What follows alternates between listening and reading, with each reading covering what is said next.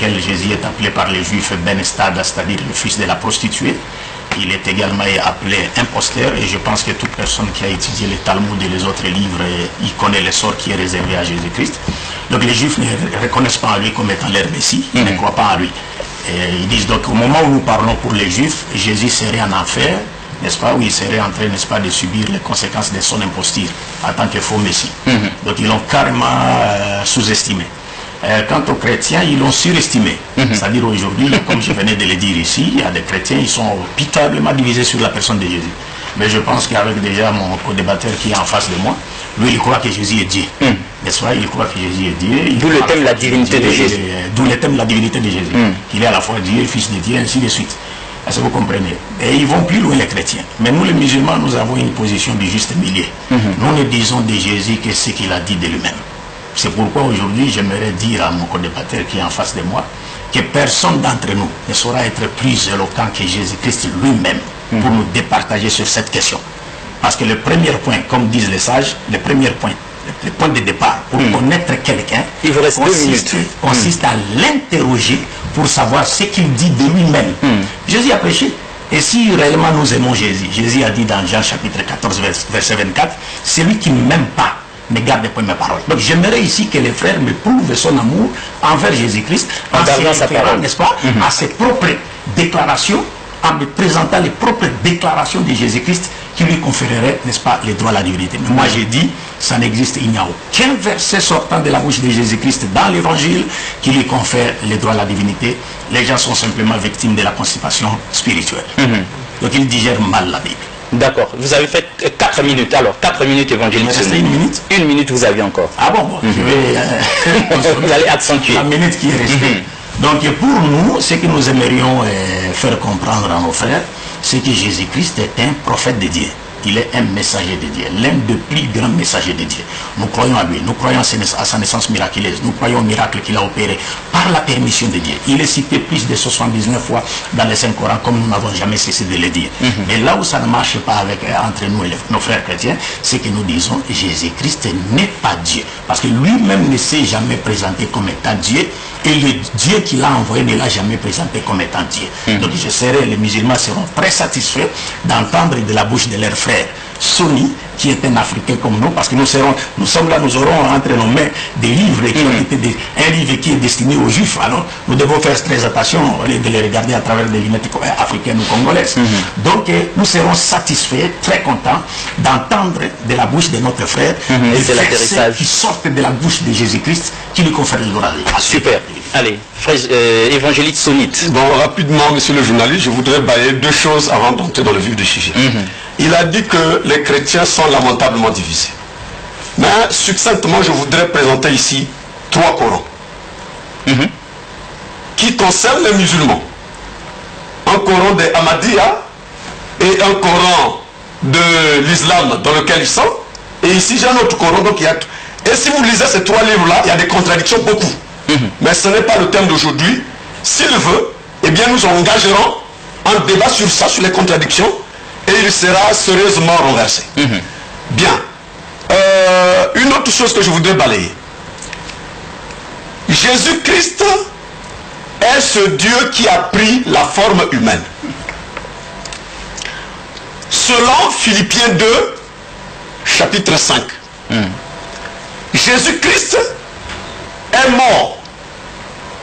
Puisqu'il a parlé, il a dit que le Dieu ne peut pas se faire massacrer par sa propre création.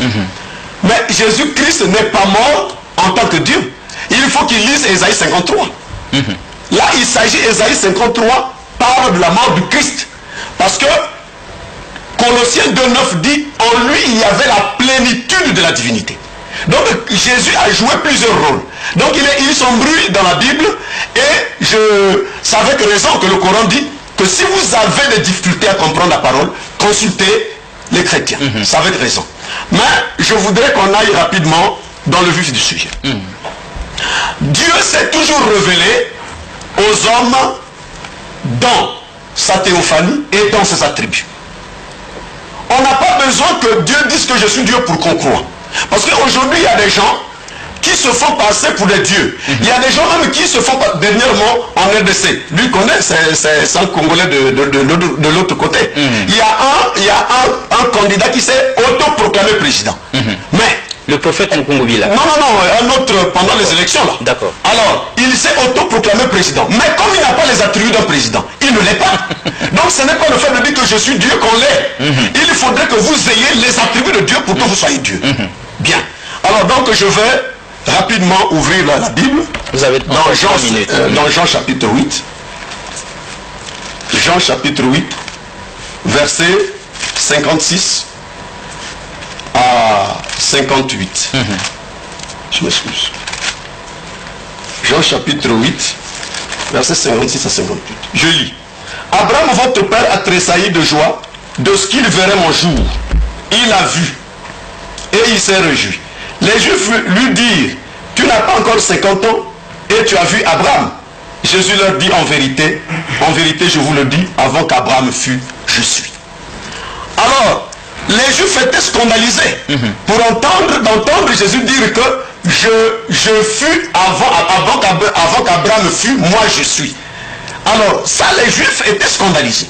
Bon, maintenant, il faut chercher dans l'Ancien Testament le texte dans lequel Jésus-Christ se réfère. Parce qu'une fois, dans l'émission qu'il a faite avec Yala, il a menti. Quand il a dit, même le prophète Mohammed a dit qu'avant Adam, moi je fus. Dans le Coran, ça n'existe pas, c'est un menteur. Vous voyez donc, à tout bout de champ, il ment. Alors donc, il faut rechercher dans l'Ancien Testament, Genèse chapitre 18. Genèse chapitre 18. Genèse chapitre 18, verset, je vais lire les 3 premiers versets. 1 minute il reste, oui. Genèse chapitre 18.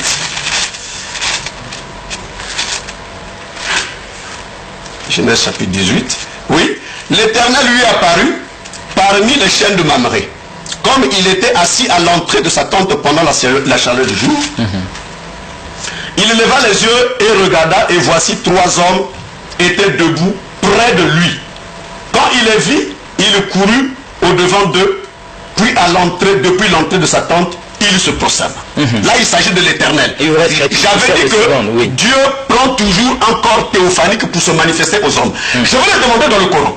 Parce que dans le Coran, il y a des hommes qui ont vu Dieu face à face dans la chair. Dans le Coran. Dans le Coran, je vais le démontrer. D'accord. Alors, donc, c'est des vérités que lui ne peut pas nier. Super. Alors, Abdul Madine, 5 minutes et quelques secondes. Oui, je voudrais d'abord, si pas supplier mon frère, mais me demander de rendre un peu ces débats classiques et professionnels. C'est-à-dire, au lieu d'utiliser des termes menteur, ça ne sert à rien. Faisons de sorte que ces débats soient adultes, professionnels, classiques. D'accord. N'est-ce pas? Et vous l'avez entendu, d'abord je ne laisserai pas passer cela, parce qu'il a fait allusion en disant, c'est une parenthèse, il y a 3 Corans qui se contredisent, mais je les mets au défi de me montrer une seule contradiction dans les 3 Corans, dans le texte original en arabe. Je les mets au défi. S'il me montre une seule contradiction dans le texte original en arabe, je m'agenouille devant lui, il me baptise ici et je lui promets de porter une croix qui pèsera 20 kilos en cuivre pour manifester ma nouvelle foi chrétienne. Un seul verset dans les 3 Corans, dans le texte original en arabe. Parce qu'il est simplement victime des traductions. Et nous savons que dans la critique littéraire, qu'est-ce qu'on a appris? Toute traduction est trahison de l'original. Nous-mêmes, nous les musulmans, nous savons qu'il y a des fausses traductions du Coran. C'est pourquoi le Coran est le seul livre. Je ne voudrais pas ici lire ce qui est écrit par rapport à la Bible. Vous pouvez regarder l'introduction de la Bible, Tombe, Jérusalem, comme français Coran. Les textes originaux de la Bible en hébreu n'existent plus. Mais le texte original du Coran en arabe existe. Et si vous voulez montrer des contradictions dans le Coran, il faut les lire en arabe. Et nous sommes là pour vous apprendre cela, Inch'Allah. Heureusement qu'il est en train de chercher à se faire tristement célébrer. 2. Je l'ai mis au défi de me montrer un seul verset sortant de la bouche de Jésus qui lui confère le droit à la divinité. Bien sûr, il a cité Jean chapitre 8, j'y reviendrai. Mais il a commencé par citer Paul dans Philippiens, qui n'a même pas compris. Parce que Paul n'a jamais conféré à Jésus le droit à la divinité. Paul lui-même dit dans 1 Timothée 2,5, il n'y a qu'un seul Dieu et un seul médiateur entre Dieu et les hommes, Jésus-Christ homme. Et Paul dit dans 1 Corinthiens chapitre 11 verset 3, Je veux cependant que vous sachiez que Christ est le chef de tout homme, l'homme est le chef de la femme, et Dieu est le chef de Christ. Paul a été plus que clair, et je l'ai compris encore d'autres. D'abord, je vais donner un cadeau. Regarde, je vais lire un verset dans Galates chapitre 1, c'est un passage de Paul. Galates, avant qu'on ne frise les poissons par sa propre graisse, selon Jean chapitre 8, qu'il a cité, mais qu'il ne comprend pas. Galates chapitre 1 nous dit ceci. Paul dit, Paul, apôtre, non de la part des hommes, ni par un homme, mais par Jésus-Christ et par Dieu le Père qui l'a ressuscité d'entre les morts. Il dit par Dieu le Père qui l'a ressuscité d'entre les morts. Il faut être loufoque pour croire que Jésus-Christ est lui-même le Dieu qui l'a ressuscité d'entre les morts. Il faut être loufoque. Parce que Paul dit par Jésus et par Dieu le Père qui l'a ressuscité d'entre les morts. Qui a ressuscité Jésus d'entre les morts? C'est Dieu le Père. Selon la croyance des chrétiens et selon la croyance de Paul. 2. Il cite Jean chapitre 8 qu'il ne comprend pas. Maintenant on va lui donner une petite leçon. Je vais prendre le même chapitre 8. Vous avez 2 minutes pour le faire. Je commence au verset 37, au verset 40 de Jean. Et puis, verset 40, Jean chapitre 8, verset 40. Écoutez ce que Jésus dit dans le même passage. Il dit ceci, s'adressant aux Juifs. Mais, maintenant, vous cherchez à me faire mourir. Moi, un homme qui vous ai dit la vérité que j'ai entendue de Dieu. Cela, Abraham ne l'a pas fait. Vous faites les œuvres de votre Père. Il lui dit, nous ne sommes pas des enfants illégitimes, nous avons un seul Père, Dieu. Jésus-Christ leur dit, si Dieu était votre Père, vous m'aimeriez, car c'est de Dieu que je suis sorti et que je viens. Je ne suis pas venu de moi-même, mais c'est lui qui m'a envoyé.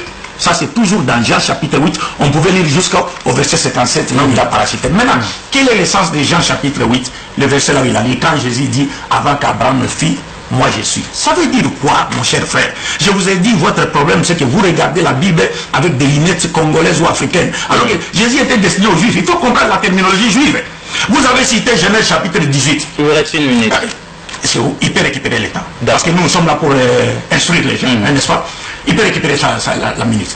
Vous avez cité Genèse chapitre 18 qui n'a rien à voir avec Jésus. D'ailleurs, vous ne verrez nulle part dans Genèse 18 là où Abraham a tressailli des joies quand les 3 hommes lui sont apparus. Nulle part. Parce que Jésus a dit, Abraham a tressailli des joies quand il a vu mon jour. Mais dans Genèse 18, vous ne verrez nulle part là où Abraham a tressailli des joies. Mais il était malheureux parce qu'il a plaidé en faveur du peuple de Sodome et Gomorrhe. Il était malheureux.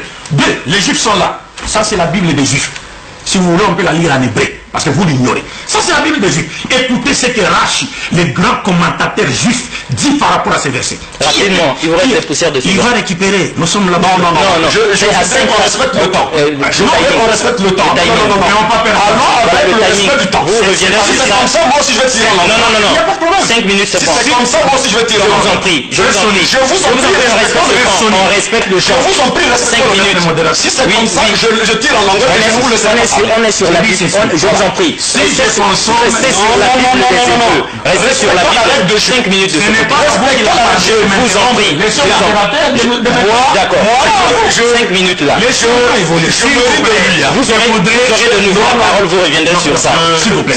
Là, vous allez vous entraîner dans les 5 minutes. Je vous ai pas interrompu. Vous avez débordé largement Je vous en prie. Il m'a interrompu. Vous avez largement débordé votre temps. Bon, qu'est-ce qu'on peut faire là si vous ne Quand on comprenez a pas? besoin de connaître la vérité, Oh, mais ça. même si c'est Ça n'avait l'échec. Monsieur le journaliste, ça n'avait l'échec. Si quelqu'un si vous attendez, on revient dans le débat, il doit respecter le journaliste. Voilà, on se va. Vous allez consommer votre temps, si vous continuez, moi je tire en langue. D'accord. Ok, ça va. Alors, 5 minutes. donc, je vais le corriger. Quand il dit que la Bible dit que Dieu a ressuscité Jésus-Christ d'entre les morts. Vous savez, la Bible, pour la comprendre, il faut être un homme révélé. Je vais vous lire Jean chapitre 2, verset 19. Jean chapitre 2, verset 19. Là où Jésus-Christ lui-même dit, Jésus-Christ est en train de dire que détruisez ce temple et je le rebâtirai. Détruisez ce temple. Il parlait de qui? Il parlait de lui-même. Il devait mourir et ressusciter le 3e jour. Donc c'est des choses qu'il ne comprend pas. Alors, pour ne pas retarder les choses, je disais que Dieu se révèle aux hommes dans la théophanie. Il prend un corps et il se révèle. Je vais prendre le Coran chapitre 15, versets 52 à 60. Je vais lire rapidement. Quand ils entrèrent, donc ici il s'agit d'Abraham. Quand ils entrèrent chez lui, ils dirent salam. Il dit, nous avons peur de vous. Donc c'est Abraham qui dit. Ils dirent, n'aie pas peur. Nous t'annonçons une bonne nouvelle, la naissance d'un garçon plein de savoir. Il dit, m'annoncez-vous cette nouvelle alors que la vieillesse m'a touché? Que m'annoncez-vous? Il dit, nous t'annonçons la vérité, sois donc de ceux qui ne désespèrent pas. Il dit, tu désespères la miséricorde de ton Seigneur, sinon les égarer. Il leur dit, que voulez-vous, ô envoyés? Abraham dit à ces visiteurs-là, il les appelle les envoyés. Alors, les envoyés d'Allah, il dit, en vérité, nous sommes envoyés à des gens criminels. Ce sont ces envoyés qui parlent, à l'exception de la femme de Lot, que nous sauverons tous, sauf sa femme. Nous, Allah, les invités qui se présentent à Abraham, disent que nous sommes Allah. Nous, Allah, avons déterminé quel sera du nombre des exterminés.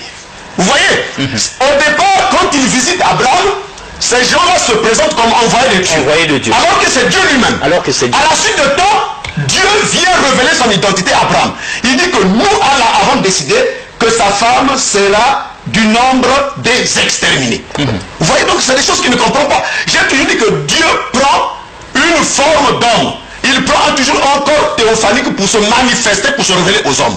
Alors ici, c'est Dieu lui-même. Selon Genèse 18 que nous avons lu. Ici, c'est la Bible là-bas. Ici, au départ, ces gens-là se présentent comme envoyés. Est-ce que lui peut comprendre ça? C'est un mystère de Dieu que lui ne peut pas comprendre. Vous voyez, toutefois que les choses le dépassent lui, vous voyez qu'il va s'en prendre dans sa barbe, il va commencer à tirer sa barbe comme ça. Parce qu'il est dépassé par les choses. Il ne peut pas comprendre ces choses-là. Il n'y a que nous qui sommes révélés. Là, il ne peut pas me dire le contraire. C'est son propre livre. Il vous reste une minute. Ces envoyés-là se présentent à Abraham comme envoyés de Dieu. Mais à la suite des temps, au fur et à mesure qu'ils causent avec Abraham, ces envoyés-là dévoilent leur identité. Il dit, nous Allah avons décidé quel sera du nombre des exterminés. Vous voyez que, monsieur le journaliste, c'est plutôt lui, pour utiliser son propre terme, c'est lui qui souffre de la constipation. C'est lui qui souffre de la constipation. Parce que son propre livre n'arrive pas à le comprendre. Moi, je suis obligé de lui expliquer son propre livre. Vous voyez donc, c'est malheureux pour un musulman comme ça, qui n'arrive pas à comprendre les choses de son propre livre. Super. Alors, 5 minutes. Ça va, je pense que, encore une fois, je me répète en disant, rendons les débats adultes et professionnels et classiques. J'étais en train de parler de Genèse chapitre 18, parce que les gens prennent la liberté avec la Bible, en disant, citant Genèse 18, Abraham a vu mon Dieu, il a tressailli de joie. J'ai dit que dans Genèse, vous ne verrez nulle part Abraham tressaillir de joie. Nulle part. Et ceux qui ont visité Abraham, dans la Bible comme dans le Coran, ce sont des anges. Quand vous parlez de la théophanie, vous ne comprenez pas la théophanie, je vais vous aider à comprendre cela. Ça, c'est le commentaire des Juifs, et Jésus a dit dans Matthieu chapitre 23, versets 1 à 3, les scribes et les pharisiens sont assis dans la chair de Moïse, faites tout ce qu'ils vous diront, mais n'imitez pas leurs actions. Être assis dans la chair de Moïse, c'est-à-dire maîtriser la Torah de Moïse. Si vous voulez comprendre la Torah, allez chez les Juifs. Alors, le verset dit ceci, voici 3 hommes, Rachi explique le grand commentateur, Rabbi Moshe ben Yitzhak. Rachid dit, un pour annoncer la bonne nouvelle concernant Sarah, Michael, un pour détruire Sodome, Gabriel, un pour guérir Abraham, Raphaël. Donc pour les Juifs même, vous n'entendrez jamais de la bouche d'un Juif vous dire que là, c'est Dieu qui était littéralement venu sur la terre. Non, mon frère, les mouvements de monter, descendre, aller, revenir, partir, sortir, ça sont des mouvements qui appartiennent aux créatures, qui n'ont rien à voir avec les créateurs qui créent toutes choses par son ordre de soi et c'est. Il n'a pas besoin de cela. Mais simplement, vous ne comprenez pas parce que vous êtes victime de l'ignorance de l'anthropomorphisme. C'est-à-dire, lorsqu'on attribue à Dieu des formes humaines, vous ne comprenez pas l'essence. Deux, quand vous avez parlé d'Abraham, Jésus dit avant qu'Abraham fît, moi je suis. Mais c'est simple. Je vous ai dit ici dans Luc chapitre 16, verset 19, vous descendez jusqu'en bas. Jésus nous raconte l'histoire du riche et pauvre Lazare. Il dit, le riche quand il était mort et le pauvre Lazare, le riche a demandé à Abraham à ce qu'on lui fasse revenir encore au monde pour qu'il fasse de bonnes œuvres. Mais Abraham a refusé, a dit, c'est pas pratiquement impossible. Il a insisté. Abraham a dit, ils ont Moïse et les prophètes. Comment Abraham a-t-il su qu'il y a un prophète qui est venu après lui, qui s'appelait Moïse? Parce Lorsque Jésus dit, votre père Abraham a vu mon jour, voir le jour de quelqu'un ne voudrait pas dire être son contemporain. Voir le jour de quelqu'un veut dire il a eu une révélation de la part de Dieu que le Messie viendra. Il a vu le Messie par révélation. N'est-ce pas quand les chrétiens présentent le Messie, Jésus, ils disent il est de la postérité d'Abraham. Lorsque Dieu dit dans la Bible que toute l'humanité sera sauvée à travers la postérité d'Abraham, les chrétiens disent cette postérité, il s'agit de Jésus. Encore faut-il se poser la question, comment voulez-vous que Dieu soit de la postérité d'Abraham? Dieu peut-il être une postérité d'Abraham? Alors, donc Abraham a vu Moïse, il n'a même pas cité nommément Jésus, mais il cite nommément Moïse. Il dit, ils ont Moïse et les prophètes, qui les écoutent. Comment a-t-il su qu'il y a un prophète qui est venu après lui qui s'appelait Moïse? Simplement parce que les gens ne comprennent pas le langage des prophètes dans la Bible. Et il cite un verset du Coran, mon frère. Vous ne verrez nulle part dans ces versets du Coran, dans son texte, je le mets encore au défi, qu'on nous lise les textes originaux. Vous ne verrez nulle part là où Dieu dit dans les textes coraniques Nahnu Allah. Ça n'existe pas dans le Coran. Ça. Mais Dieu a toujours utilisé le pluriel, comme il a utilisé dans la Bible. Le pluriel de majesté, pas le pluriel d'ensemble. Et il envoie ses anges, ce sont ses envoyés qui sont là quand vous parlez de la théophanie. C'est là où vous ne comprenez pas ce que c'est que la théophanie. Nous, musulmans, nous croyons à cela. Mais quand on parle de la théophanie, l'apparition, la manifestation de Dieu, ça veut dire quoi? Le messager de Dieu, qu'il soit Jésus, Mohammed ou tous ces autres messagers de Dieu. Ils sont la théophanie de Dieu. Parce qu'ils sont les centres où la volonté de Dieu est connue. Si vous voulez connaître la volonté de Dieu, il faut aller vers ces messagers. Ces messagers deviennent la manifestation de Dieu, pas l'incarnation de Dieu. Quand on dit, Dieu a pris un corps, vous êtes en train de nous enseigner l'hindouisme. La parole de Dieu n'a rien à voir avec l'hindouisme, parce que l'incarnation, c'est un être spirituel qui s'incarne dans un corps matériel. Dieu est contre cette idée-là. Dieu a prêché la manifestation, qui n'a rien à voir avec l'incarnation, parce que ce sont des concepts qui sont en flagrante contradiction.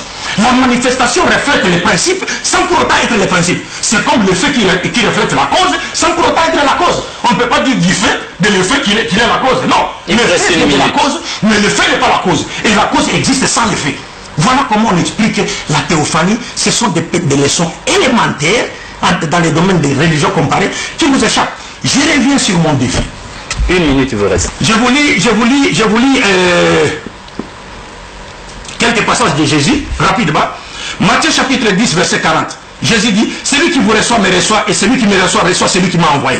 Marc 9, 37. Jésus dit, quiconque reçoit en mon nom un de ses petits enfants me reçoit moi-même, et quiconque me reçoit non pas moi, mais celui qui m'a envoyé. Jésus dit dans Luc chapitre 4, verset 18, l'Esprit du Seigneur est sur moi, parce qu'il m'a oint pour annoncer une bonne nouvelle aux pauvres. Il m'a envoyé pour guérir ceux qui ont le cœur brisé, ainsi de suite. Luc chapitre 4, verset 43, Jésus dit ceci, mais il leur dit, il faut aussi que j'annonce aux autres villes la bonne nouvelle du royaume de Dieu, car c'est pour cela que j'ai été envoyé. Dans Jean chapitre, je saute un peu les points rapidement, je saute dans Jean chapitre 12, verset 40, Jésus dit ceci, 44 à 50, Jésus dit, or, Jésus s'était écrié, celui qui croit en moi, croit non pas en moi, mais en celui qui m'a envoyé. Et celui qui me voit celui qui m'a envoyé. Je suis venu comme une lumière dans le monde, afin que quiconque croit en moi ne demeure pas dans les ténèbres. Si quelqu'un attend mes paroles et ne les garde point, ce n'est pas moi qui le juge, car je ne suis pas venu pour juger le monde, mais pour sauver le monde. Celui qui me rejette et qui ne reçoit pas mes paroles a son juge. La parole que j'ai annoncée, c'est elle qui le jugera au dernier jour, car je n'ai point parlé de moi-même, mais le Père qui m'a envoyé m'a prescrit lui-même ce que je dois dire et annoncer, et je sais que son commandement est la vie éternelle. C'est pourquoi les choses que j'ai dit, je les dis comme le Père me les a dites. Mon cher frère, je termine. 5 minutes, c'est fini. Non, mais c'est fini, on a été tolérant. Regardez, 5 minutes, vous allez conclure. Vous terminez, vous obéissez. Avec une phrase. C'est malheureux quand quelqu'un. Une phrase à toi. La phrase c'est laquelle? Oui. Dans tous les passages que je viens de vous citer, sur plus de 50, dans lesquels Jésus se présente comme étant celui qui a été envoyé par Dieu. Mais en tout cas, si Jésus est Dieu lui-même, alors qu'il se présente ici comme celui qui a été envoyé par Dieu, mais il n'y aura pas de plus grand hypocrite que le monde n'a jamais connu comme Jésus. Super. Parce qu'il sait qu'il a une Dieu. Monsieur le journaliste, c'est un évangéliste. C'est vraiment dangereux. Est-ce que lui, monsieur Abdou Madid, est plus explicite que le Coran? Le Coran ici nous parle de ces envoyés qui sont venus à Abraham. Au départ, ils se sont présentés comme envoyés. Mais à la suite de temps, ils ont révélé leur identité dans les chapitres. Vous ne connaissez pas? Non, dans les chapitres, vous êtes docteur, vous connaissez le Coran. Vous ne connaissez pas la citation? Vous ne connaissez pas la citation? C'est malheureux. C'est malheureux. Alors, donc ici, il est tout simplement qu'on lui apprenne que l'envoyé Dieu, c'est son propre envoyé. Dieu peut s'envoyer lui-même. Parce que ici, nous avons, le texte est clair. D'abord, le Coran dit, dans la sourate 41, verset 3, que le Coran est un livre clair. Le Coran est un livre clair. Donc les versets du Coran sont clairs. Lui, quand il dit qu'il faut lire les textes originaux, mais c'est malheureux. Donc ces théologiens qui ont expliqué, qui ont traduit ce Coran, ils sont moins intelligents qu'Abdoul. C'est regrettable qu'il puisse nier son propre livre. Dire ici qu'il faut chercher les textes originaux. Donc ici, c'est pas de l'original. Donc c'est un livre modifié. C'est malheureux. C'est malheureux. Tu fais la honte des musulmans. Franchement. Alors ici, le texte dit bien que quand Abraham a reçu ces hommes, ils se sont présentés comme envoyés. Mais au 60e verset, ici, les envoyés dévoilent leur identité. Ils disent nous Allah. Ils sont en causerie avec Abraham. Ils disent nous Allah avons déterminé quel sera du nombre des exterminés. Ce sont ces envoyés là. Alors pour l'aider à comprendre, je vais prendre Zacharie chapitre 2. 2 minutes. Zacharie chapitre 2, verset 10 à 11. Je lis. Pousse des cris d'allégresse et réjouis-toi, fille de Sion. Voici, je viens et j'habiterai au milieu de toi. Dit l'Éternel. Retiens bien ça, monsieur Abdul Majid. Retiens bien ça. Dit l'Éternel. Beaucoup de nations s'attacheront en ce jour-là à moi et deviendront mon peuple. J'habiterai, c'est Dieu qui parle. J'habiterai au milieu de toi, fille de Sion. Et tu sauras que l'Éternel des armées m'a envoyé. Mais c'est un langage divin. Les choses spirituelles, on ne peut pas les comprendre mécaniquement. Monsieur Abdoul doit faire école. Monsieur Abdoul, parce que la Bible dit, si vous n'êtes pas révélé, vous ne pouvez pas comprendre les choses de Dieu. Je vais encore lire un verset du Coran. Coran, chapitre 57, verset 3. Coran, chapitre 57, je vous en prie. Verset 3. Voilà. Ici on dit, c'est lui qui est le premier, donc Allah, Dieu, qui est le premier et le dernier, le visible et le caché. Le visible, donc Dieu, on peut le voir lorsqu'il se manifeste dans sa théophanie. Il n'a rien à m'apprendre. C'est malheureux. Donc Dieu est visible et invisible. À quel moment il est visible, monsieur le journaliste? C'est lorsqu'il prend un corps théophanique. Il vient se manifester, se révéler aux hommes, comme nous l'avons lu dans le Coran ici. Je ne vais pas lui donner la sourate parce qu'il ne connaît rien. Mais s'il veut, au sortir de là, je vais lui communiquer. Après, je communiquerai la sourate. C'est un docteur zéro. Super. C'est un docteur zéro. Encore une fois de plus, je reviens en interpellant la conscience de mon frère en disant faisons de ce débat un débat adulte, classique, professionnel. Jusque-là, il n'y a pas un seul verset qui nous a été présenté sortant de la bouche de Jésus qui lui confère directement le droit à la divinité. C'est pourquoi on est en train de se distraire en disant n'importe quoi parce qu'on n'a pas de verset. Parce que vous savez, le débat sur la divinité de Jésus peut facilement, cette question-là, on peut facilement répondre à cette question en posant une autre question. Où le Christ a-t-il dit je suis Dieu? Ça n'existe nulle part. C'est pourquoi il faut aller à touche à tout. On ne connaît rien, on veut parler. 2. Il a dit non, Abdul Majid est aveugle. Celui qui est aveugle. Je vais vous montrer le véritable aveugle maintenant dans la Bible. Jean chapitre 9, verset 17. Écoutez le véritable aveugle. Jean chapitre 9, verset 17 nous dit ceci. Et il y a une division parmi eux. Il dit encore à l'aveugle. C'est un aveugle de naissance à qui Jésus a rendu la vie par la permission de Dieu. Mais les gens lui demandent, que dit-il de celui qui t'a rendu la vie? C'est un aveugle de naissance. Moi et les frères, nous voyons. Il dit, toi, que dit-il de lui qu'il t'a ouvert les yeux? Il répondit, c'est un prophète. Donc, un aveugle de naissance à qui Jésus a rendu la vie, on lui pose la question devant Jésus. Qu'est-ce que tu dis de celui qui t'a rendu la vie? Il répond, c'est un prophète. Un monsieur qui est né voyant, qui voit, on lui demande qui est Jésus, il dit, il est Dieu. Maintenant, entre vous et cet aveugle de la Bible, qui est véritablement aveugle? Vous comprenez, mon cher frère Sony? Donc, la cécité n'est pas la cécité physique, mais plutôt la cécité spirituelle. L'aveugle qui était devant Jésus, il le présente comme étant prophète, comme l'islam le présente. Et aussi, vous étiez bien sûr en train de blaguer en disant non, quand Abdul-Mahdi n'a pas de réponse, il commence à toucher sa barbe. Vous ne savez pas que Jésus a porté la barbe? Mais vous adorez un Dieu qui a porté la barbe comme moi, non? Alors, je reviens en disant ceci. Ce que les frères n'ont pas compris, ils touchent à des versets qu'ils ne comprennent pas. Il parle il dit Dieu prend un corps. Toujours il revient sur la théophanie. J'ai dit il faut comprendre la théophanie. Qu'est-ce que cela veut dire? Oh, Dieu a pris un corps. Écoutez ce que Jésus dit. Dieu prend un corps, il vient. Mais qu'est-ce que Jésus enseigne? C'est le Christ lui-même, parce que nous aimons Jésus plus que les chrétiens. C'est pourquoi nous nous référons toujours à ses paroles. Pour confirmer la justesse de ce que nous sommes en train de dire. Qu'est-ce que Jésus dit ici? Au verset 37. Il dit ceci.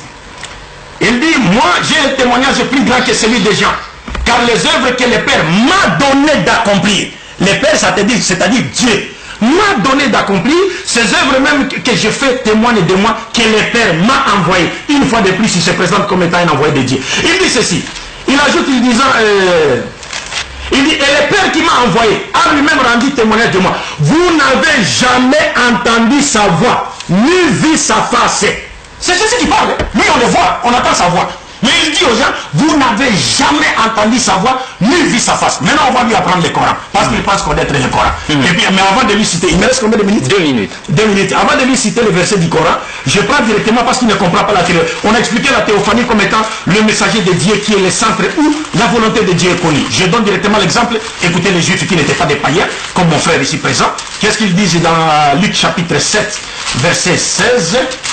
Ils disent ceci. Ils disent, tous furent saisis, verset 14, tous furent saisis de crainte. Ils glorifiaient Dieu et disaient, un grand prophète s'est levé parmi nous et Dieu a visité son peuple. Vous voyez comment Dieu visite le peuple à travers les prophètes. Maintenant, il a cité le Coran, chapitre 7, 57, verset 3. Là où Dieu s'est décrit comme étant Awahir wal-Batu, c'est-à-dire les manifestes et les cachés. Mais ça veut dire quoi ça? Être les manifestes et les cachés. Parce qu'après vous avez donné la leçon sur la théophanie. Quand on présente Dieu comme étant avoir les manifestes, ça veut dire quoi? Ça signifie Dieu se manifeste à travers ses œuvres qui témoignent de son existence et de son unicité.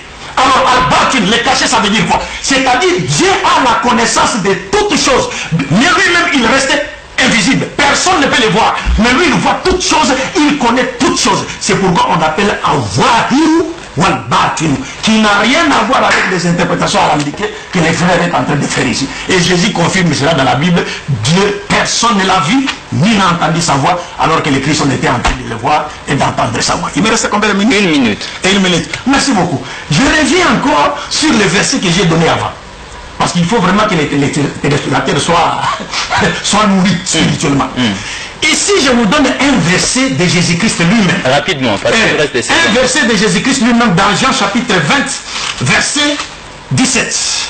Jésus dit ceci, s'adressant à Marie de Magdala, il lui dit, ne me touche pas, car je ne suis pas encore monté vers mon Père, mais va vers mes frères et dis-leur que je monte vers mon Père et votre Père, vers mon Dieu et votre Dieu. Super. Le Dieu de Jésus, c'est notre Dieu à nous. Super. Alors, cela n'annule pas la divinité, c'est un langage divin. 5 minutes. Alors, Jésus-Christ a dit dans Jean chapitre 8, verset 42, pourquoi ne comprenez-vous pas mon langage?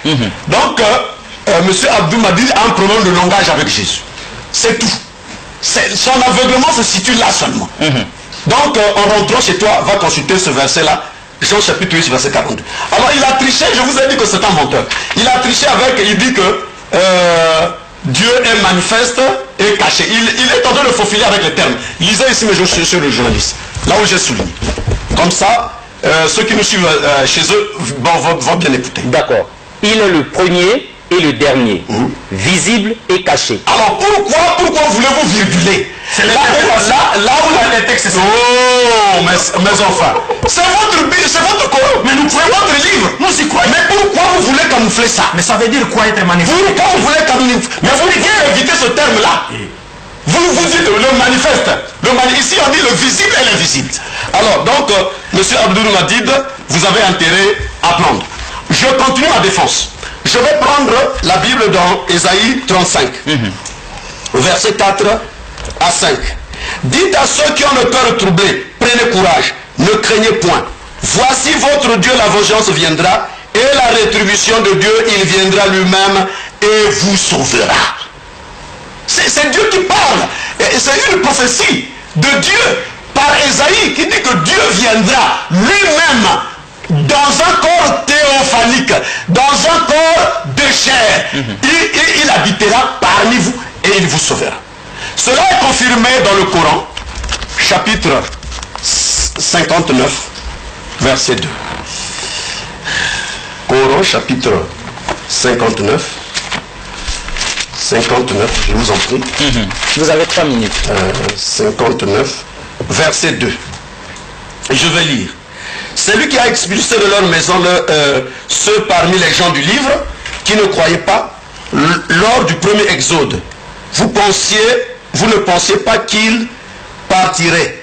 Et ils pensaient qu'en vérité leur forteresse les défendrait contre Allah. Mais, suivez bien, mais Allah est venu à eux. Allah est venu à eux. Donc, vous ne pouvez pas. C'est le Coran qui parle. Ça, c'est en rapport avec Ésaïe 35. Là où Dieu donne la prophétie par son prophète dit, Dieu viendra et habitera au milieu de vous et il vous sauvera. Et ensuite, je vais continuer la lecture, monsieur le journaliste. 2 minutes. Au verset 5, il dit ceci. Alors s'ouvriront les yeux des aveugles, s'ouvriront les oreilles des sourds, alors les boiteux sautera. Donc il cite les signes par lesquels on reconnaîtra que le Dieu promis dans les Écritures est arrivé. Alors, comment devons-nous comprendre cela dans la Bible? Matthieu chapitre 5, chapitre 11, pardon. Matthieu chapitre 11. Matthieu chapitre 11. Oui. Verset 4. Jésus répondit, allez rapporter à Jean ce que vous entendez et ce que vous voyez. Les aveugles voient, les boiteux marchent, les lépreux sont purifiés, les sourds entendent, les morts ressuscitent, la bonne nouvelle est annoncée. Donc ça, c'est l'accomplissement de Ésaïe 35. Et le Coran vient appuyer ça dans la sourate, le Coran chapitre 59, verset 2. Allah est venu à eux. Mais enfin, donc, M. Abdul Madid ne comprend, il fait un effort de ne pas comprendre. Il sait dans son cœur que je dis la vérité. Mais il a honte de le témoigner devant ses frères. Sinon il sera rejeté. Monsieur Abdul Madid, n'ayez pas honte de reconnaître que votre livre, le Coran, a parlé des choses claires qu'aujourd'hui je suis en train de vous enseigner. Je peux continuer, monsieur? 1 minute, il vous reste. Des poussières. Alors, donc là j'ai parlé de la théophanie. Je vais parler des attributs maintenant. Des poussières, rapidement. Des attributs. Le premier attribut, c'est que le Coran dit dans le chapitre. Les attributs. C'est en pile. Oui, j'ai cru avoir oublié un verset là, parce qu'on avait cité Zacharie chapitre 2, verset 10 à 12, qui n'a rien à voir avec la venue littéralement d'un prophète. Nous avons la traduction juive et la langue hébraïque à côté, et vous verrez que sa traduction qu'il a lue est la traduction de la Bible à Jérusalem, de Jérusalem plutôt, et celle-ci, la tradition des Juifs, la tradition de rabbinat. Il y a une contradiction de la tradition. Donc s'il y a des contradictions de la tradition, nous devons lire les textes originaux et faire l'analyse des textes originaux. Mais écoutez ce que les Juifs écrivent dans la tradition de Zacharie, qui est un livre qui n'est pas destiné aux chrétiens parce que ça fait partie de l'Ancien Testament. Les chrétiens le lisent seulement pour leur culture. Hola, hola, fuyez du pays du Nord, dit l'Éternel. Car comme aux 4 vents du ciel, je vous ai dispersé, dit l'Éternel. Hola, Sion, sauve-toi, toi qui demeures avec la fille de Babel. Oui, ainsi parle l'Éternel Tsebaoth. Donc il y avait Tsebaoth, à la poursuite de l'honneur, il m'a envoyé. Si vous lisez ici, il m'a envoyé. Ici, il est question du prophète. On est en train de parler d'un prophète que Dieu envoie. Et il termine toujours ces phrases en disant, dit l'Éternel, dit l'Éternel, dit l'Éternel.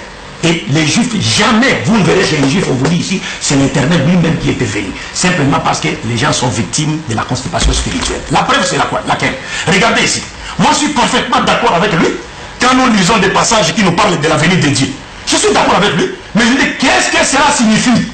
Lui, il s'accroche au littéral. C'est-à-dire, au lieu d'être vivifié par l'esprit, il se laisse massacrer par la lettre.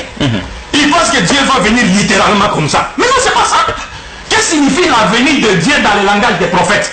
Rappelez-vous que dans l'Ancien Testament, dans Genèse, Joseph a dit aux enfants d'Israël, l'Éternel vous visitera. Quand l'Éternel viendra vous visiter, vous emporterez avec vous mes os. Mais cette visite de l'Éternel s'est réalisée comment? Avec l'envoi de Moïse qui était venu pour libérer les enfants d'Israël. La venue de Dieu, ce n'est pas une venue physique, mon frère. Je vous ai dit ici que Dieu n'a pas besoin de faire des mouvements d'aller, venir, monter. Ça sont des mouvements qui appartiennent aux créatures. Mais il faut chercher à comprendre. Encore une fois, soyez reconnaissants que vous êtes en train de prendre des leçons gratuitement ici, sur le type de religion comparée. Vous restez sur le littéral. L'Éternel est venu. Non, oui, il est venu, mais qu'est-ce que signifie la venue de l'Éternel? C'est là le problème. Bon, vous avez cité Matthieu, chapitre 11.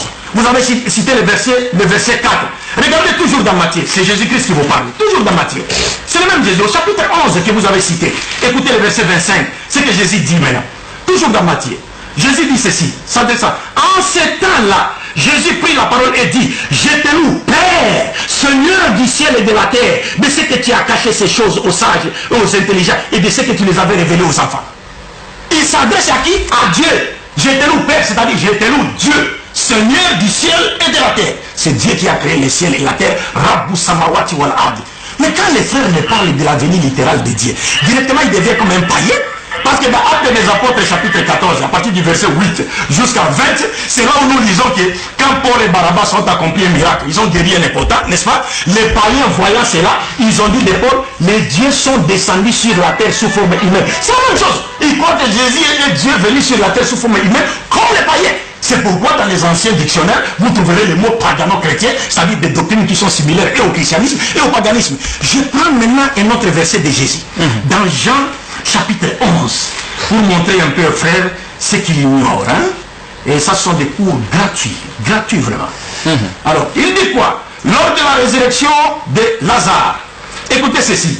Lazare meurt, Jésus vient, il apprend que son ami est mort.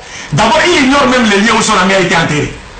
Il fallait que quelqu'un le prenne par la main pour aller lui montrer là. C'est comme ça, c'est comme s'il ignore les jours du jugement dernier. Lui-même l'a dit, dans Marc chapitre 12, verset 32. Il dit les jours du jugement dernier, les jours derniers, personne n'est connu, ni les fils, ni les anges, si ce n'est le Père. Il ignore. Il a non, pas encore. Il a beaucoup parlé. Hein? Alors, Jésus arrive ici, mon frère, avant de ressusciter Lazare. Jésus lève les yeux au ciel.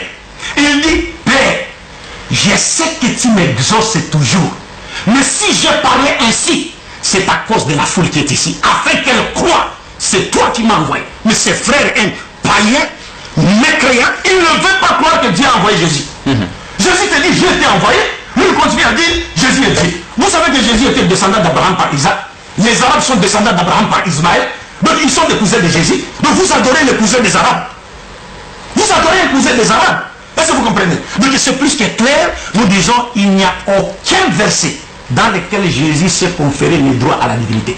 Les gens sont simplement victimes de la constipation spirituelle parce qu'ils digèrent mal la Bible. Et il ne faut pas confondre la Bible avec le Coran. Si nous interprétions le Coran comme vous le faites avec la Bible, on aurait créé beaucoup de mosquées ici. Vous voyez, chez vous les chrétiens, quand quelqu'un dort, il se réveille le matin, il se déclare prophète. Mais chez nous, ça n'existe pas ça. Parce qu'il faut avoir fait des études, de longues années pour apprendre le Coran. Super. On atterrit là. D'accord, mesdames et messieurs, pour que vous vous positionniez bien et que vous compreniez, parce que lorsque vous êtes en train de voir parler, regarder Abdul Majid, son regard est orienté quelque part parce que vous ne voyez que les 3 personnes sur le plateau, mais ici, en face de nous, il y a 16 personnes attentives, des chrétiens et des musulmans, et donc le débat est suivi et par les 16 qui sont en face de nous, derrière les caméras, et par tout le monde à la maison. Donc, le regard d'Abdul Majid s'explique. Parce qu'au fait, il s'adresse à la fois à nous et à ceux qui sont dans le studio. Comprenez ça. Allez, la réplique. Monsieur le journaliste, nous n'avons jamais refusé que Jésus-Christ est l'envoyé de Dieu. C'est un mystère. Nous n'avons jamais refusé ça. Nous n'avons jamais refusé que Jésus-Christ est prophète. Mais Colossiens 2,9 dit en lui, il y a la plénitude de toute la divinité. Moi, je lui ai pris un exemple dans son propre livre, le Coran. Là où Dieu vient visiter Abraham. Au départ, il se présente comme envoyé. À la suite des temps, il se dévoile. Il dévoile son identité. Il dit, moi je suis Dieu. Vous voyez, là il tombe. Il ne peut pas se tenir debout ici. Il va tomber. Il ne peut pas se tenir debout dans son propre livre. Il va tomber parce que là, il n'y a pas de soutien. Il ne peut pas se mouvoir ici. Alors, moi, je dis ceci, que c'est plutôt lui qui doit apprendre auprès de moi parce qu'il y a un verset du Coran qui lui confère le droit de consulter les chrétiens. Bien. Alors, dans Matthieu chapitre 11 que j'ai lu, donc plutôt dans Ésaïe 35, on a donné les signes qu'il devait mettre en évidence ce Dieu-là lorsqu'il visiterait son peuple. Alors Jésus-Christ est venu et il a opéré ce miracle. Par ce miracle, nous avons compris. Tout le peuple a compris que c'est lui Dieu dont la prophétie a été faite dans Ésaïe 35. Donc M. Abdul Madid ne comprend pas. Maintenant je passe au... Je vais relever quelque chose plutôt, avant de passer aux attributs. Vous savez, dans ces petits jeux, j'ai suivi beaucoup de ces bandes. Hein. Il avait souvent dit que non, comment vous pouvez prier un Dieu qui prie. Hein, Dieu prie, bon, Dieu prie, comment vous pouvez. Mais dans son propre livre, hein, le Coran chapitre 33, verset 43, on a dit là-bas que Allah prie. Vous pouvez lire ça, parce que moi je cours derrière le temps, je dois faire l'économie de mon temps. Vous avez 3 minutes. Allah prie.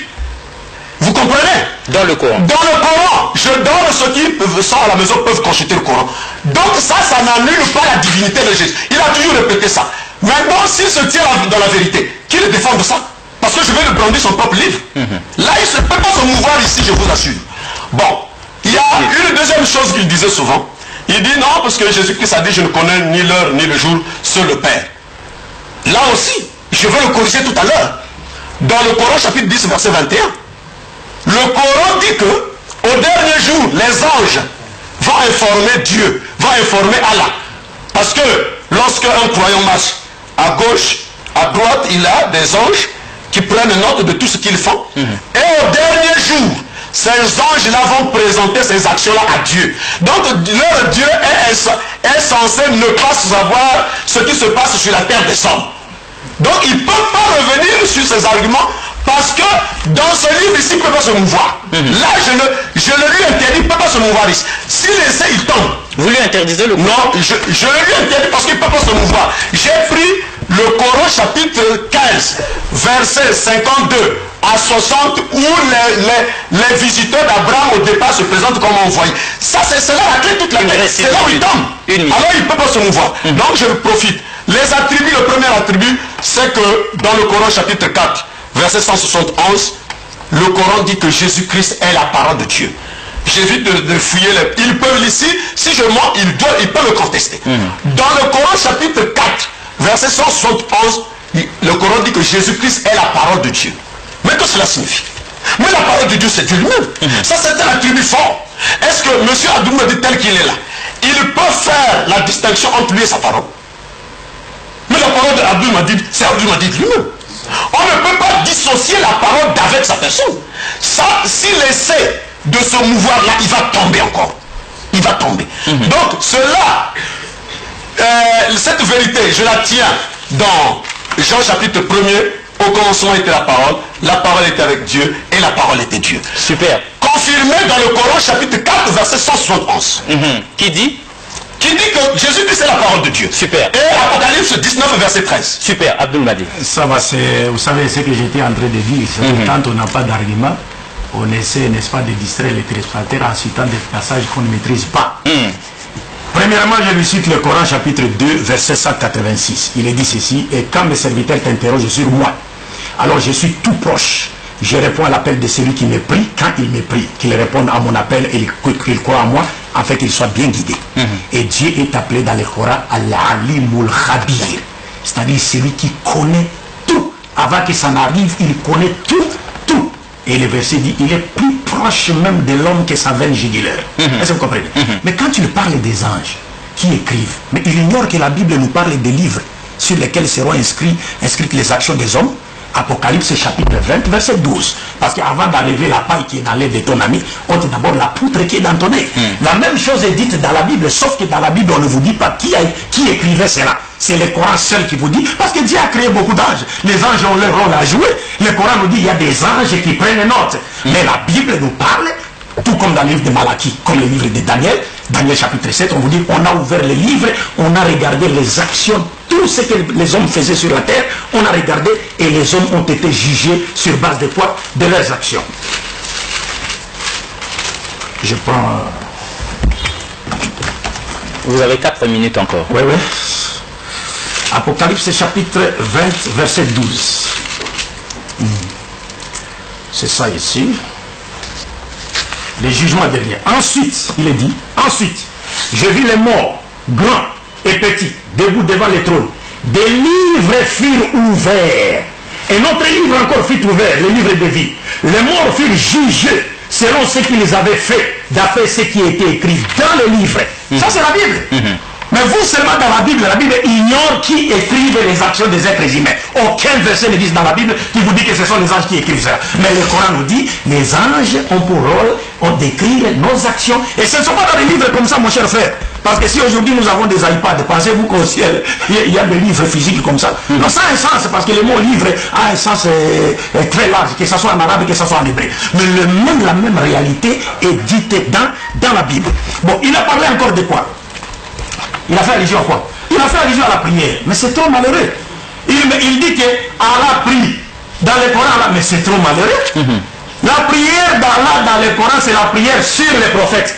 La prière des anges, c'est la prière sur les prophètes. La prière des croyants, c'est la prière sur les prophètes. Adam n'adore pas les prophètes, les anges n'adorent pas les prophètes, ni nous les musulmans, nous adorons les prophètes. Mais pour Jésus, c'est la prière adressée à Dieu. Il adore Dieu. Il ne peut pas être lui-même Dieu et puis s'adorer lui-même. Luc chapitre 6, verset 12. Et puis on va expliquer ce que signifie Allah prie sur les prophètes. 2 minutes. Luc chapitre 6, verset 12, la Bible nous dit clairement ceci. 6, 12. En ce temps-là, Jésus s'est rendu à la montagne pour prier. Et il passa toute la nuit dans la prière à Dieu. Jésus prie Dieu, il adore Dieu. Mais Allah n'adore pas les prophètes. Ni il ne demande aux musulmans d'adorer les prophètes. Aucun musulman n'adore les prophètes. Et un musulman qui adore les prophètes, il meurt, il va en enfer. Qu'est-ce que signifie Allah prie sur les prophètes? Il faut comprendre les langues. Et d'ailleurs, le mot, si on lui posait même la question, quel est le terme utilisé dans les textes originaux? Il ne sait pas. Il ne sait pas. J'ai le nom au défi. Quand on dit Allah prie les prophètes, ça dit il verse sa miséricorde sur les prophètes. Les anges, ils demandent des invocations pour que Allah verse sa miséricorde sur les prophètes. C'est ainsi, nous les musulmans, même quand on sort, vous avez suivi même Moussa Zibolo quand il fait ses prédications sur la chaîne nationale. Il dit, je l'ai fait ici moi, j'implore à Dieu de verser sa miséricorde sur son messager Mohammed. Ça n'a rien à voir avec une prière dans le sens de rendre culte à Mohammed. Mais Jésus rend culte à Dieu. Il a cité le Coran 4, 71, en disant, voilà, et le Coran appelait Jésus la parole de Dieu. Mais encore faudra-t-il connaître ce que signifie la parole de Dieu. Parce que le même verset est le fait. Parce que dans le même verset, Dieu nous dit, est-ce que je peux lire le verset? Oui, c'est votre droit. Il vous reste des poussières de secondes. Ah bon, sinon je vais citer le verset. Dans le même verset, Dieu est en train de faire des reproches aux chrétiens en leur disant, n'exagérez pas dans votre religion. Le Messie, fils de Marie, n'était qu'un messager de Dieu. Ne dites pas de lui qu'il est Dieu, ou ne dites pas aussi qu'il y a 3 personnes en Dieu. Cessez de le faire. Parce que si l'amour vous trouvez dans cet état, vous allez rentrer en enfer. Le Messie n'est qu'une parole que Dieu a jetée à qui? À Marie. Qu'est-ce que signifie le Messie est appelé la parole de Dieu? Lui dit, la parole d'Abdul-Majid. C'est Abdul-Majid? Oui. Mais entre Abdul-Majid et la parole, qui est le fait, qui est la cause? Qui fait que l'autre existe? C'est la parole qui fait que moi j'existe ou c'est moi qui fait que la parole existe? C'est la question que je vous pose. Vous allez avoir une leçon maintenant. Super. Qui fait que la parole existe? Qui est le fait, qui est la cause? Parce que vous ne comprenez rien. Super. Alors après cela, je vais donner l'essence de la parole. Prier, c'est s'adresser à un être suprême. Qui lise la définition de la prière dans le dictionnaire. Prier, c'est s'adresser à un être suprême. Donc, quand on a pris, il doit s'adresser à un être suprême. Alors donc, il triche avec son propre livre. Allah prie. Donc voilà pourquoi j'ai dit que cela n'annule pas la divinité de Jésus-Christ, parce que ici Jésus-Christ est venu comme serviteur de Dieu. Nous ne le nions pas.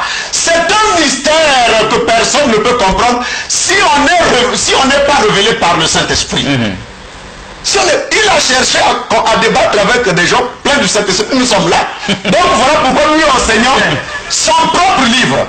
Vous voyez? Bon, maintenant, j'ai dit que Jésus-Christ est la parole de Dieu. Il ne peut pas, lui, me donner la différence entre lui et sa parole. Il ne peut pas. Je vais donner. Lui et sa parole, il ne peut pas. Je vais donner. La parole d'Abdul-Majid, c'est Abdul-Majid. La parole est donnée. Parce que avec vos paroles, si vous proférez des injures contre quelqu'un, il vous amène à la justice. Mais au travers de votre parole, on vous saisit. On vous met en prison. Parce que votre parole est liée à vous. C'est indissociable. Il ne peut pas dire le contraire ici. Donc, il est en train de nous amuser. Moi, je vais continuer avec les attributs. Les attributs que Jésus-Christ a dans le Coran et dans la Bible sont les attributs de Dieu. Et j'ai dit que Dieu n'a pas besoin de dire que moi j'ai Dieu, moi je suis Dieu pour qu'on croit en lui. On croit en Dieu à base de ses attributs. Sans les attributs de Dieu, Dieu n'est pas Dieu. Voilà. Alors, Jésus-Christ est sans péché, puisque c'est un attribut de Allah. Je vais prendre le Coran chapitre 62, 3 minutes. verset 1er.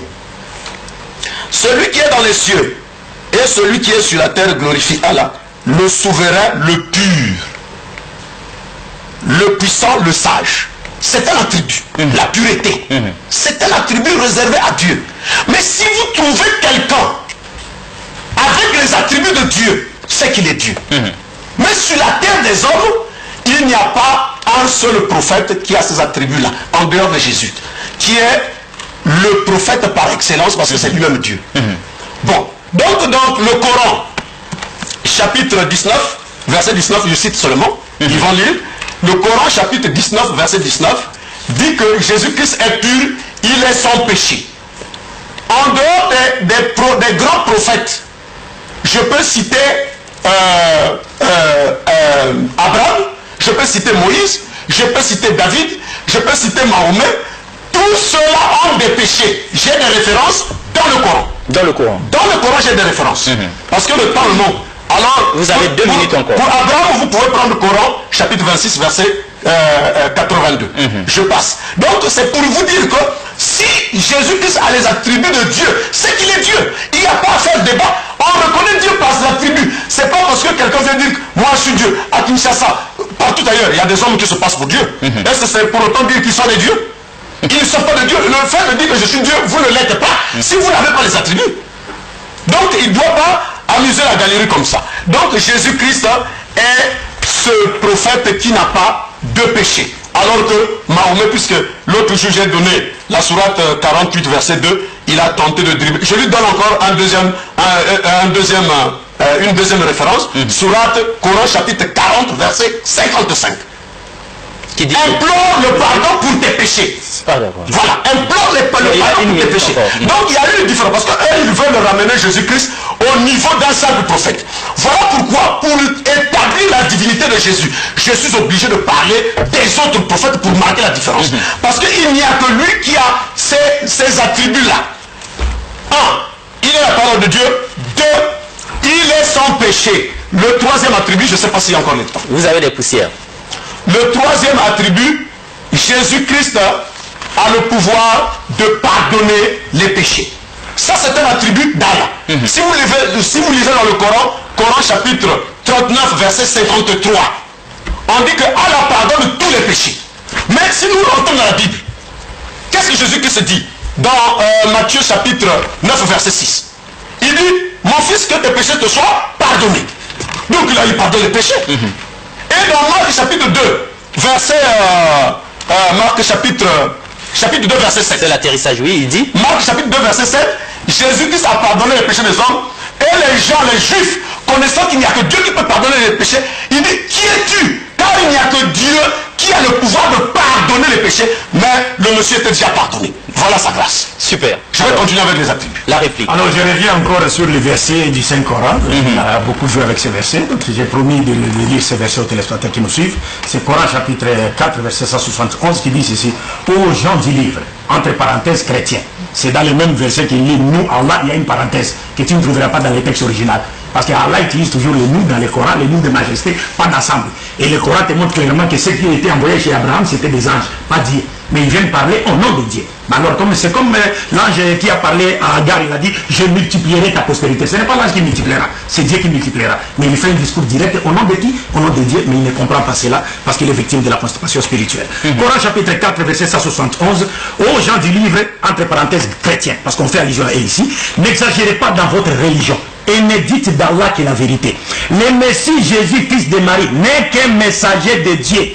Sa parole qu'il envoya à Marie est un souffle de vie venant de lui. Croyez donc à Allah et à ses messagers et ne dites pas toi, cessez, ce sera meilleur pour vous. Allah n'est qu'un Dieu unique. Il est trop glorieux pour avoir un enfant. C'est à lui qu'appartient tout ce qui est dans les cieux et sur la terre, et Allah suffit comme protecteur. Jamais le Messie ne trouve indigne d'être un serviteur d'Allah, ni les anges rapprochés de lui. Et ceux qui trouvent indigne de l'adorer et s'enflent d'orgueil. Et il les rassemblera tous vers lui.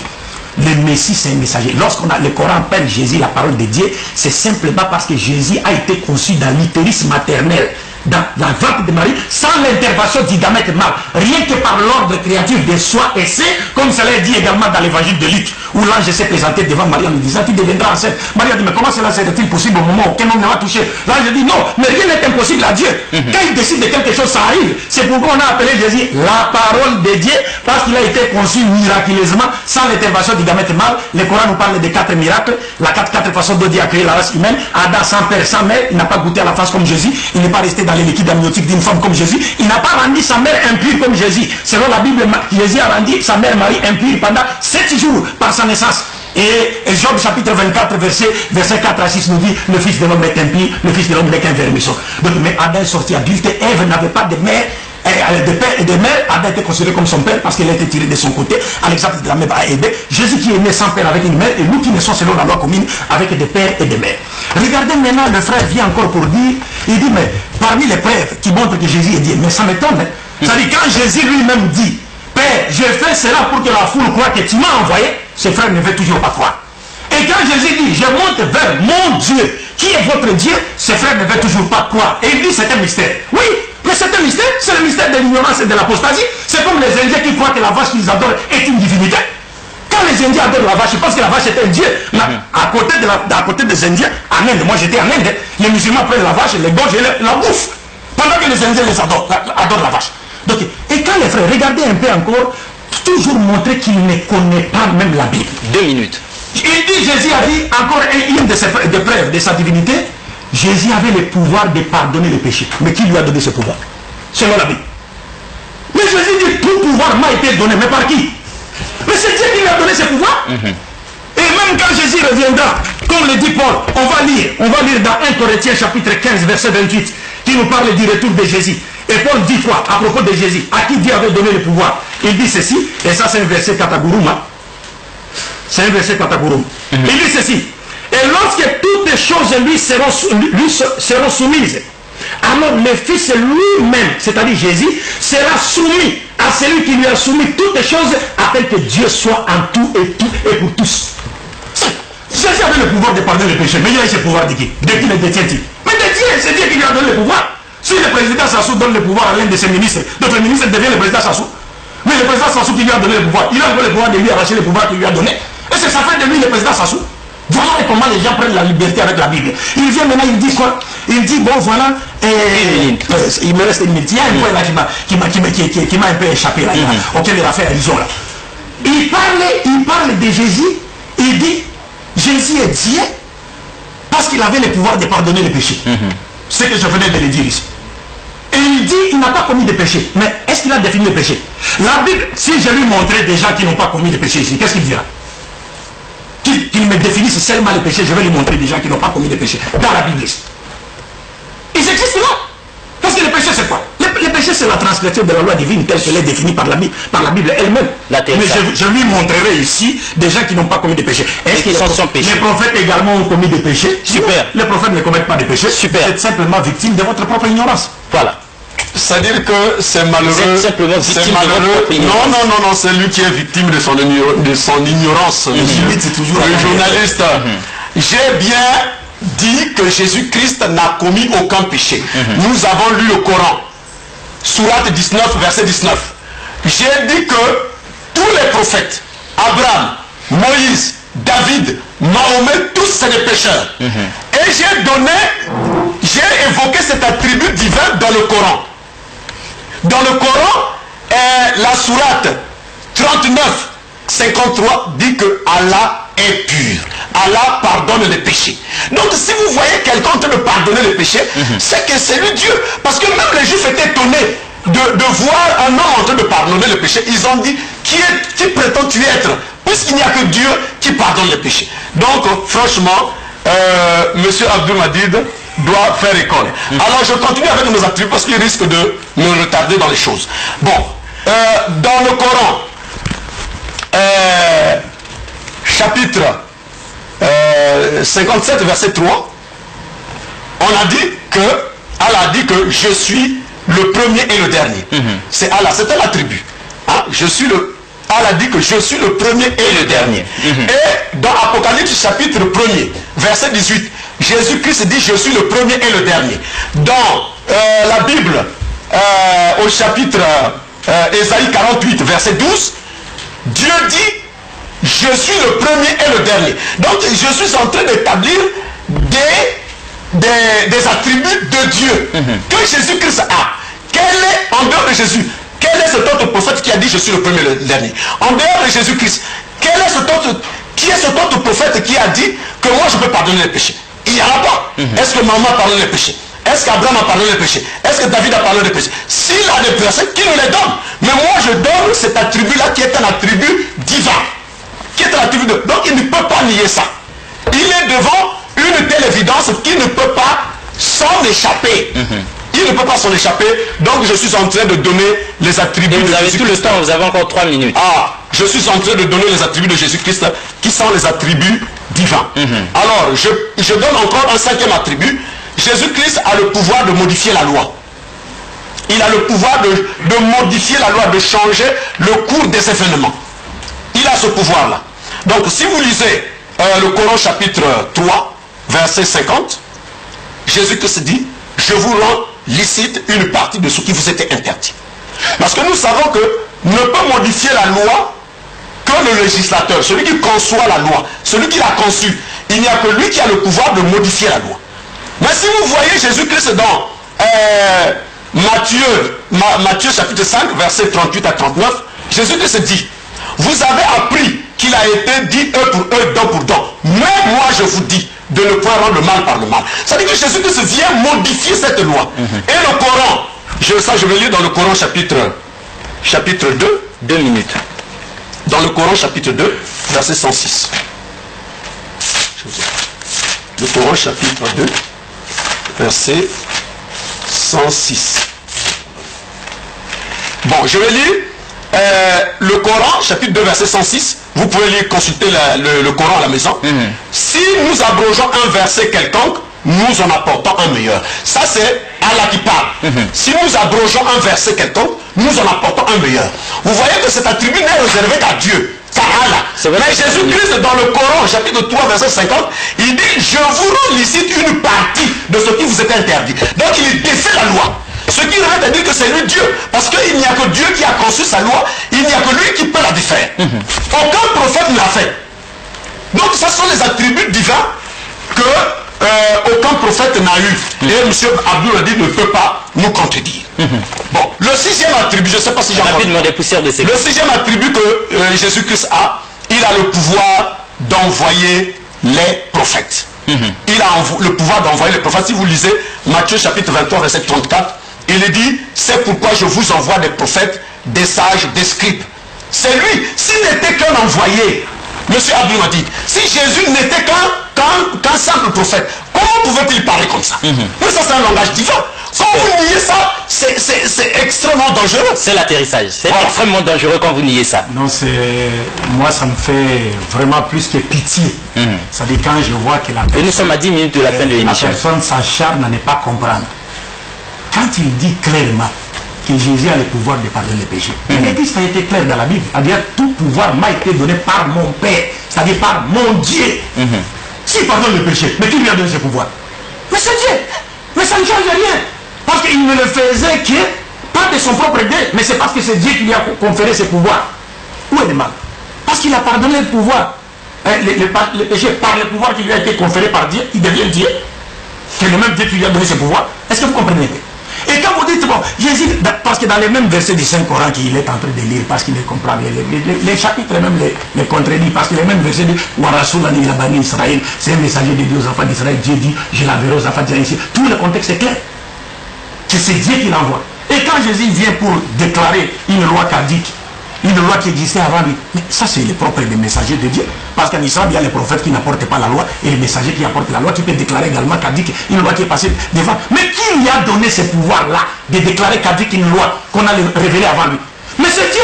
C'est pourquoi Jésus te dit dans Jean chapitre 14, verset 24, celui qui ne m'aime pas ne garde point mes paroles, et la parole que vous entendez n'est pas de moi, mais du Père qui m'a envoyé. qu'il pardonne le péché, qu'il déclare ta dit que certaines lois qui ont été révélées avant lui. Mais par le pouvoir de qui? C'est par le pouvoir de Dieu. Vous ne pouvez pas comprendre cela. Donc, ce que je reviens encore, parce qu'il faut, avec ce genre de personnes, comme Jésus le disait, il faut leur parler en parabole pour qu'ils comprennent. Et vous avez 4 minutes pour le faire. Si le président Sassou confère le pouvoir, son excellence le président Sassou, que Dieu le garde, confère un pouvoir, n'est-ce pas, à un ministre, et le ministre va, il pose des actions par le pouvoir qui lui a été conféré par le président, il devient le président. Mais ça veut dire quoi ça?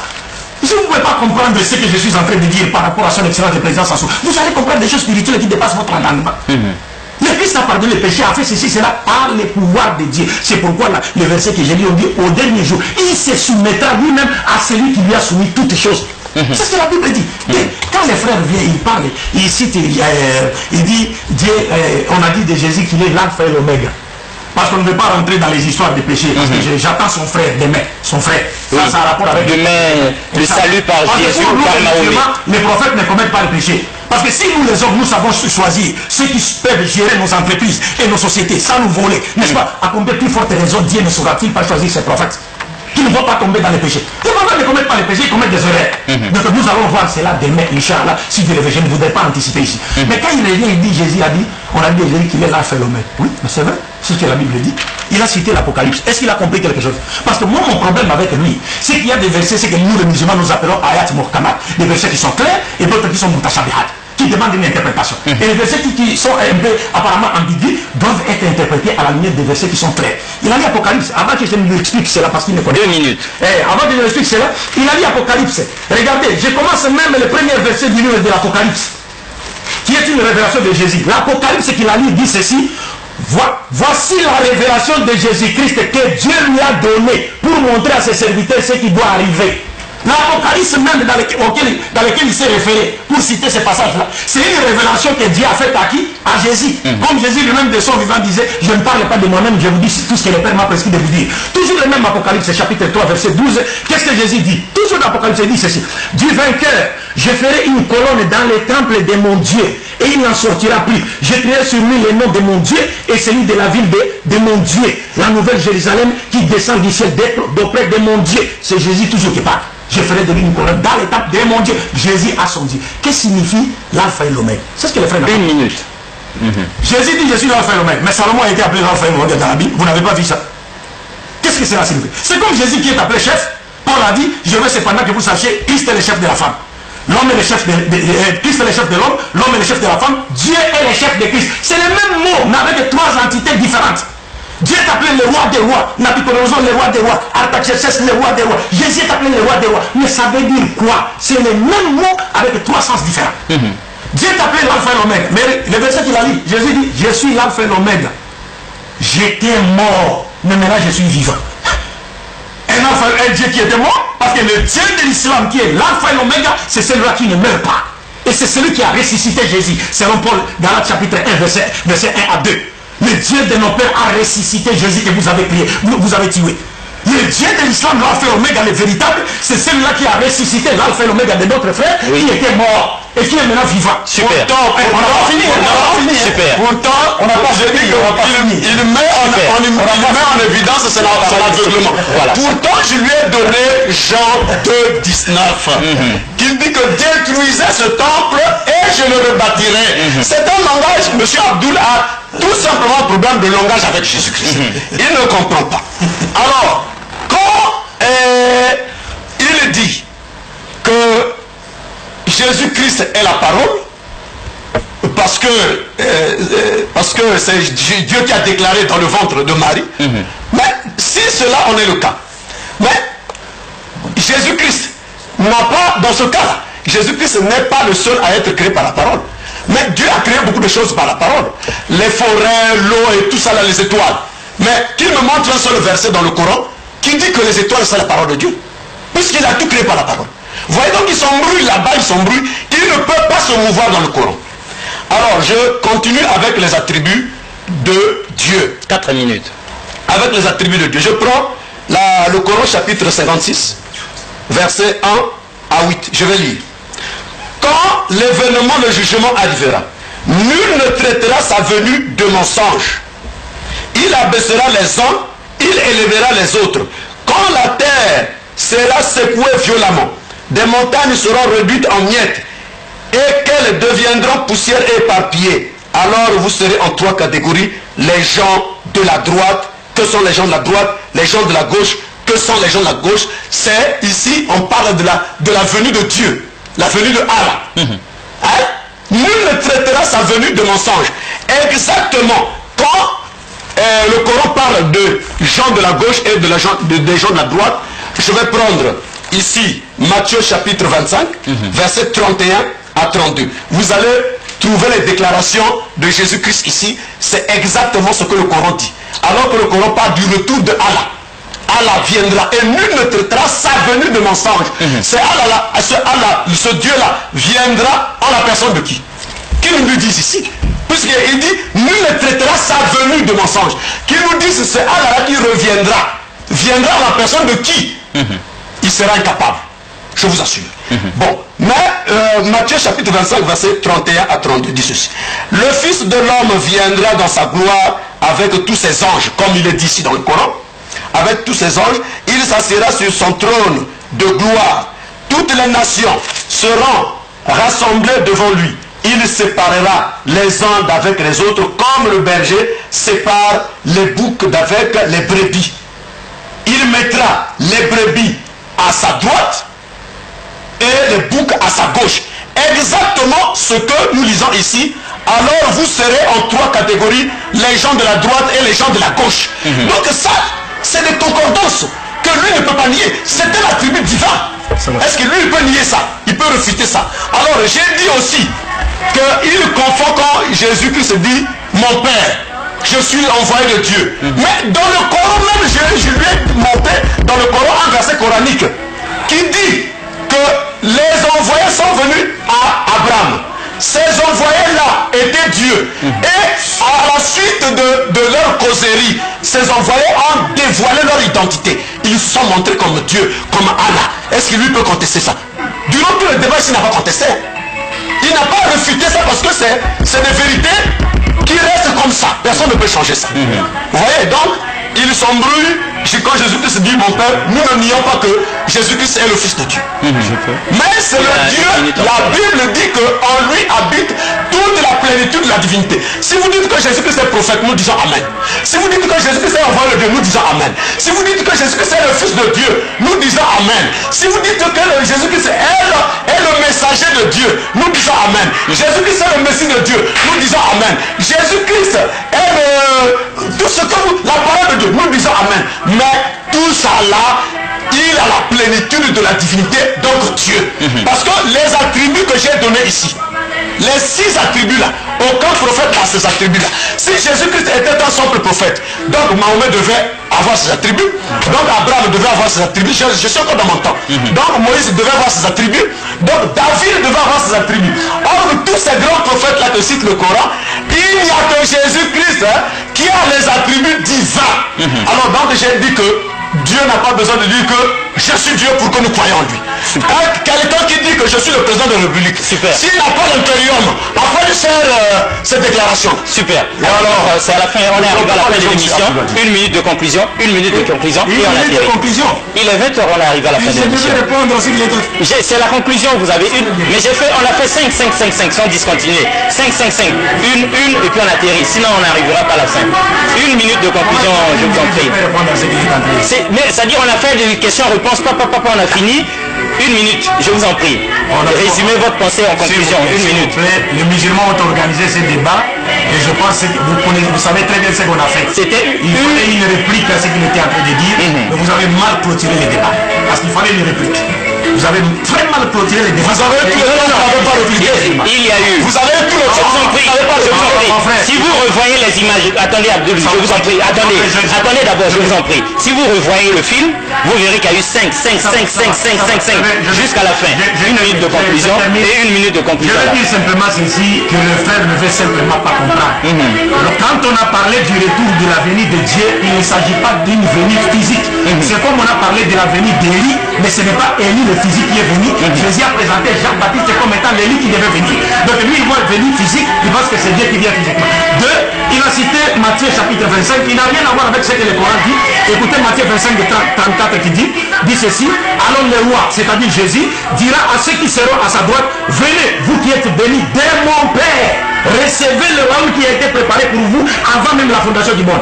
Venez, vous qui êtes bénis dès mon Père, c'est-à-dire dès mon Dieu. Encore une fois de plus, le passage auquel il s'est référé ne confère nullement à Jésus-Christ le droit à la divinité.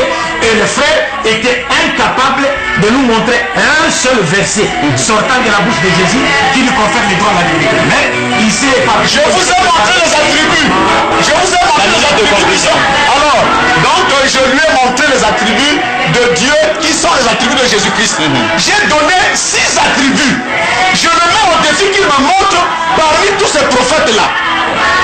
Abraham, Moïse, David, Mahomet, qu'il me montre un des prophètes qui a les attributs ici dans le Coran comme dans la Bible, comme Jésus-Christ. Il n'y en a pas. Mais si vous trouvez quelqu'un qui réunit tous ces attributs-là, qui sont les attributs de Dieu, avant de donner ces attributs-là à Jésus-Christ, j'ai donné ces attributs, j'ai donné les références de ces attributs de Allah qui sont dans le Coran.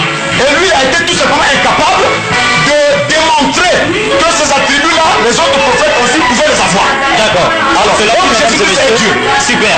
Cela dit, mesdames et messieurs, nous arrivons à la fin de cette émission. C'était donc avec plaisir la divinité de Jésus. Et donc, pour un dépôt d'une fois pour tous, pour toutes avec ce thème, nous avions eu Abdul Madid à notre gauche et Sonit Zola à notre gauche. Et donc, pour en finir, et la pensée du jour, c'était donc, il y a un temps pour se battre et un temps pour débattre. Ce qui vient d'être fait. Au revoir et à la prochaine. Mais demain, ne manquez pas, 22h, après les no-comments de DRTV, il y a donc l'affrontement final entre Abdul Madid et le frère Jérémy qui avait osé le défier. Et alors ce sera le salut entre Mahomet et Jésus. D'où viendra-t-il?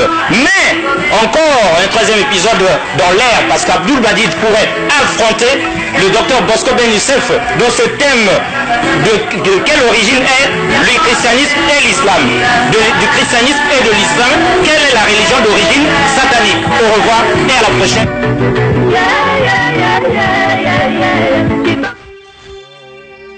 Disons déjà, la Congolaise de banque à votre service. Azur, votre réseau de cœur, vous offre une nouvelle série télévisée, La Destinée.